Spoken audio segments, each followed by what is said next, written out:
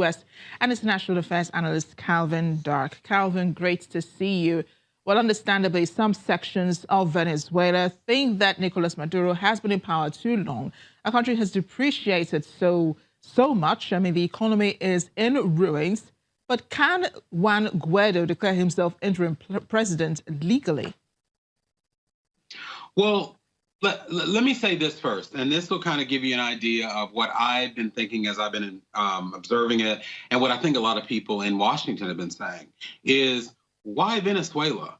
There is a horrible crisis in Venezuela, and there definitely needs to be something done. But let's be real. There are other countries where the U.S. could have really spoken out, some of them in Africa where I have many connections. So my first response was, why Venezuela in particular? So as I got to delving a little bit deeper, one of the things that I was reminded of is the Cuba lobby in the United States is very strong.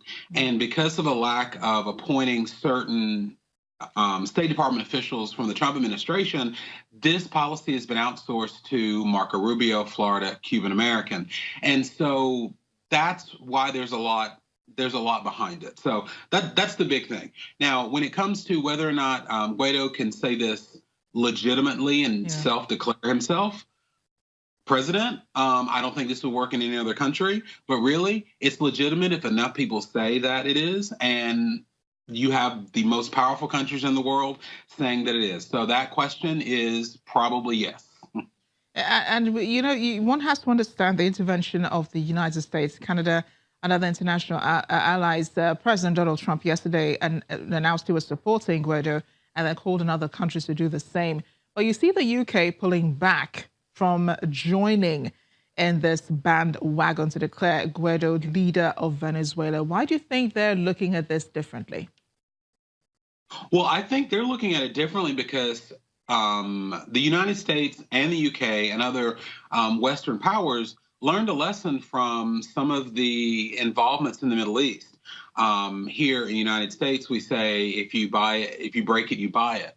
And I think that one of the mistakes of the Trump administration that some of our allies are seeing is that coming out so strongly in this means that the coalition of people that are standing up are going to have to see this through to the end.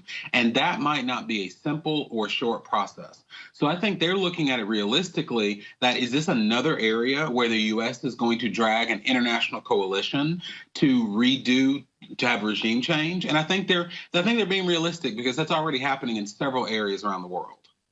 Well, quite a dire situation in Venezuela. We'll have to stick around and see what happens. Thanks again, Calvin, for joining us. Thank you.